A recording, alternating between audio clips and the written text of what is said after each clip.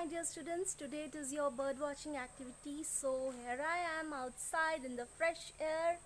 Bird watching is a very interesting activity because we get a chance to breathe in the fresh air, soak in the sunlight, and to appreciate the nature. See, it's so beautiful outside. Let's have a look, children. Come on, let's see the birds. Children, you have to be quiet and be patient, okay? Have patience and don't move too much, because if you move too much the birds will fly away.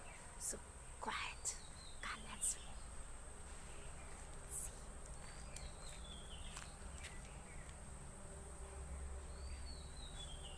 There is a bird up there. See? Wow. Can you hear the chirping birds? Let's have a look.